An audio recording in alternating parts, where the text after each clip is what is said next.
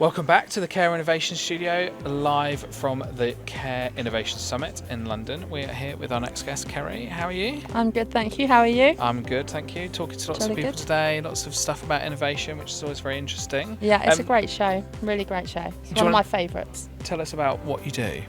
So I am the CEO and founder of Care Home Interiors Company. I wish it was as simple as just picking colours, but it's not. We help in the process of, predominantly we do new builds, but we do a lot of refurbishment work. That's what I'm talking about today. Because of the interest rates and the way the finances are, we're doing a lot more refurb work than we've ever done. So we at Care Home Interiors we do the whole process from interior design, manufacturing and fit out. We employ everyone along the way, so that's probably where we're just a little bit different. A lot of our team have been with us for 19 years, some of them 15 years, so sort of quite well known. And when we do a fit out, when we come back round to refurbish it 10-15 years later, we did it originally, so it's quite good fun. So is that what's more predominant for you then? Is it the sort of fit out of new homes or refurbing? So it used to be for probably 10-12 years it was new builds, just new build. Now it's completely different because the cost of finance. I'm also a chartered accountant, so I'm a chartered accountant and chartered interior designer, so from that you probably guess I'm neurodiverse. It was just new builds, and now it's a different world because the cost of finance is so expensive, and land and the whole build process, the build cost, everything. Some of our clients who built a year ago, 2 years ago, built the same product today would be 5 million more. You know, so I think where possible they're refurbing.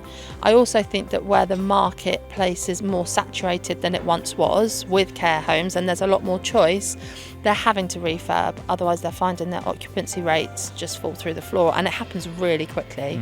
So you have a new build open in a relatively local location, depending, you know, sometimes you'll lose your team members to it, and then residents will or can follow, because I don't think family members don't always consider necessarily they see the bright, sparkly, you know, new build with new facilities and don't necessarily take into account the care element because they can't judge that. So they judge it on what it looks like, and they think, well, if for similar money I can get a brand new facility for my mum or dad or whoever family member, that's what they go for.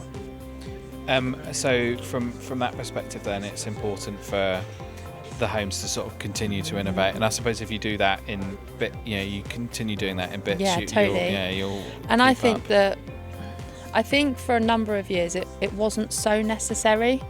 So homes didn't have to refurb because there wasn't that much competition, and I just think it was a different marketplace to what it is now, and their focus was just on new builds.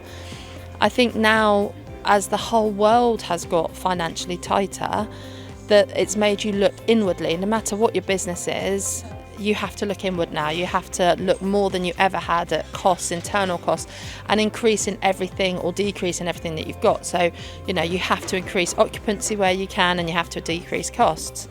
And the big thing with occupancy is it's proven that if you do refurb, it does tend to mean that you can slowly put your fees up, and you do attract more residents, because a nice interior eases a decision of putting someone in a home. You know, there's been many people who have said to me, thank you for making that decision easier, because when I come here, I would love to live here, and if I would love to live here, it makes that decision, and one person actually said the guilt of where my family member is going to live, it makes it easier. Yeah.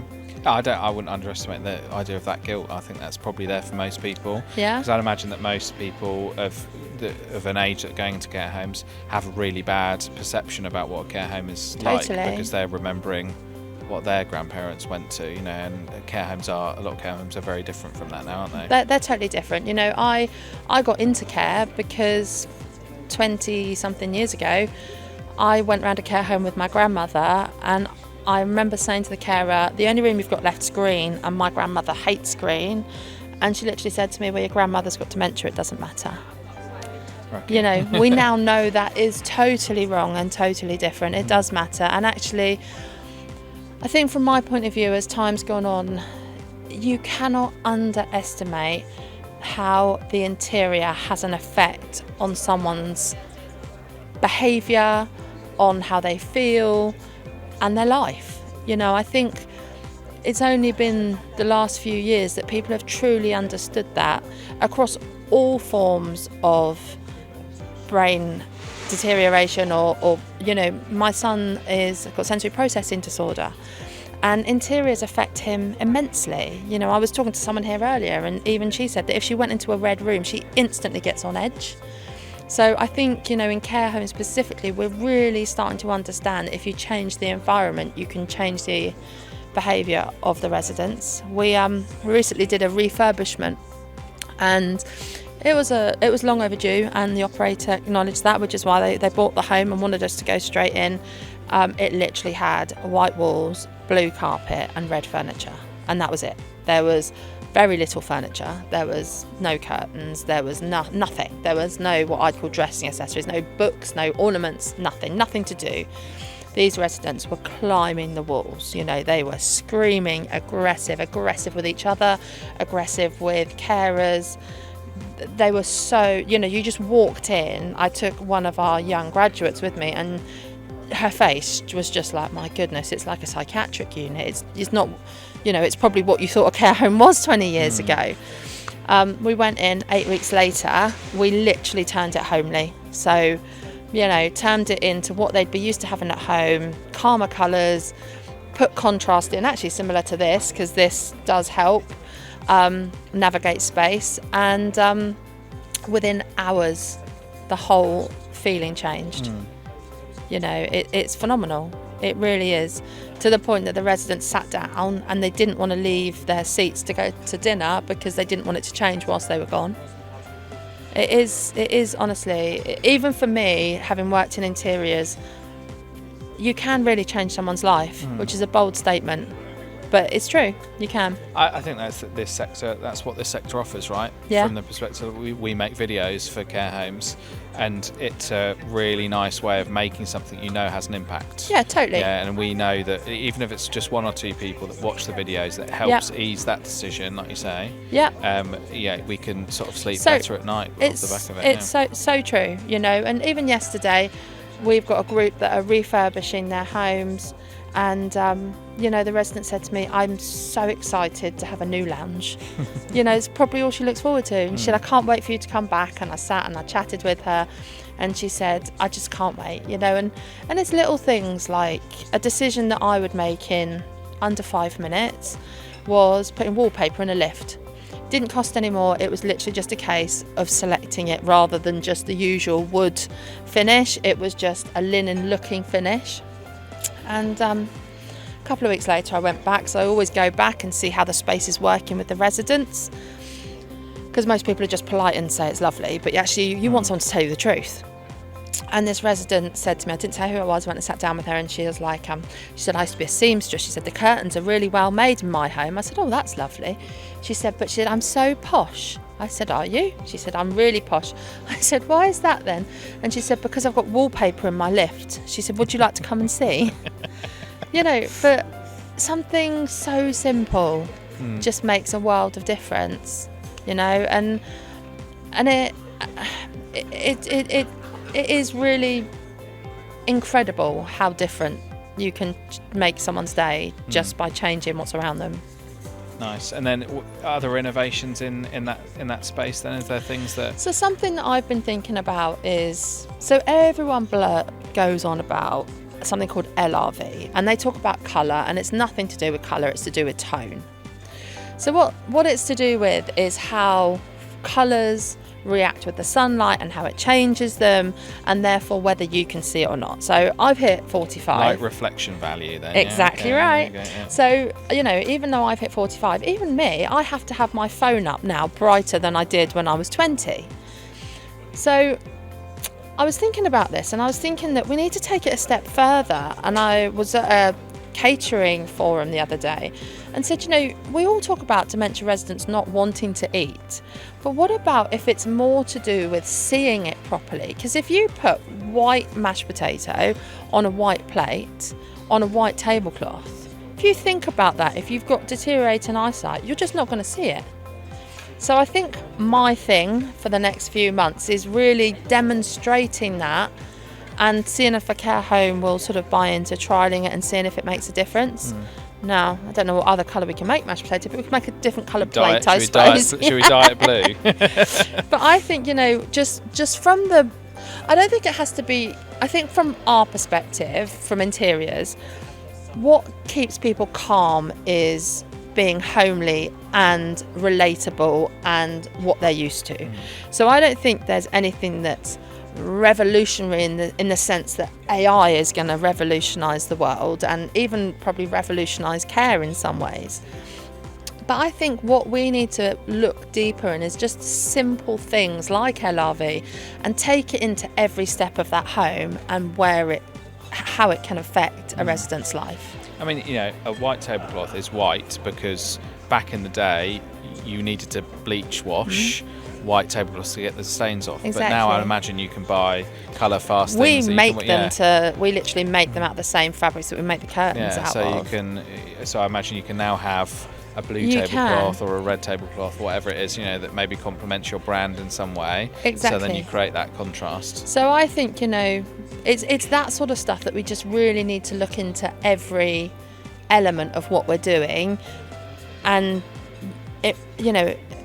use everything that we know. And it's not necessarily gonna be revolutionary in the sense, like I say, like electronics is, but hopefully it will make a difference. I think also just from our perspective is that we want to make sure that every penny spent is spent correctly. So I think, gone are the day where, I mean, I never did this anyway, but you'd buy 6 of the same vase and put them in a lounge, and you'd buy 6 of the same stuff and dressing stuff. And I think, like in an activities room, if you're going to spend £1,000 on stuff, then you want to make sure it's stuff that can be used. So stuff you can paint or smell, or I think that just making sure that money is spent wisely when it does cost so much, finance costs so much, is going to be really more important. Yeah, I really do. With the tightening of budgets across the sector, increasing in energy costs, food costs, staff everything. Costs, you've got to be much more. Everything. And I suppose maybe the slightly more revolutionary type stuff, but I think everyone knows it, but is bringing all of the senses into interiors. So I've come at this from a slightly different angle because of my son. So my son's got sensory processing disorder, and I've learned how everything affects him. My mum passed away, and bless her, she left us some money to take them to Euro Disney. We actually ended up going to America. So we went to America, went into something like the Pop Central, which was, it's loud, it's red, it's blue, it's, the full Disney experience. Literally walked in and fell to the floor. And it made me realise at that point how noise, colour, senses, really affect someone. And I noticed the same with my nan with dementia. She couldn't necessarily explain it in the same way that he could. But I think that there is something that I'd like to get some sort of university study, because there are correlations between my nan's behaviour and my son's behaviour in interiors when they're not designed correctly. Maybe it is just to do with how the brain is now processing, but there is definitely a link and similarities. Well, there's a lot of stuff around research around people that are diagnosed with dementia are actually just unmasking their autism or their neurodiversity as they grow older. And if it's your nan and you've got history of it in your family, then maybe that's what's happening with your nan. Maybe she's less able to mask that issue that she was having before, so it presents as dementia. And masking is huge. You don't see masking so much at home because that's their safe space, but it is interesting. I was at a round table event and we had this discussion because there were lots of people from different backgrounds, and it is really interesting. I think you could put the same person in 6 different rooms and you'd have a different person every day depending on that room and how it makes them feel. I really do. It's an interesting study for you to do then. Yeah. I mean, I wouldn't underestimate, you say, the innovation's not big, like this fancy tech stuff. Yeah. But I think there's so much innovation right in front of us. Yeah, that's like probably true. By changing the colour of the tablecloth. Yeah. And just because it's not something that costs 20 grand and uses AI. No, that's it. And I suppose I suppose that's true, because it's, for me, it's logical thinking, it's still innovation. Just the fact that now we actually think about the resident with dementia when we build the home.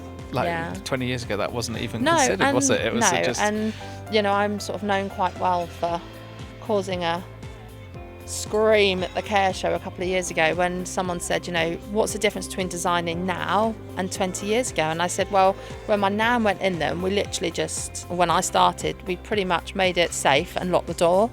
I said, now we don't do that. We literally try and give them open access to an accessible space where they can continue to live a life, And what I found through my job is that if we find out what the person that they are and put them in that environment, they're so much happier and so much calmer.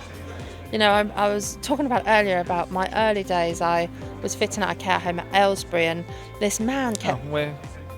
Our director lives in Aylesbury. Oh, really? Yeah, we're just down the road from Aylesbury. So, I was at a care home there, and literally this resident was punching me in the back and pinching me, and I was like, oh, I'm not sure this job's for me, really. I was new to it. I was like, wow, this is what it's going to be like every day. And he kept grabbing at my clipboard. And in the end, I sort of thought, I don't know. So I spoke to his daughter, and she said he was a site manager when he was younger. So I gave him the clipboard, and he literally stood next to me all day. And it's because I was organising the lads, he felt that was his job, and he was getting upset that I was doing his job. And he literally would stand next to me with this clipboard, no violence, nothing, happy as a lamb.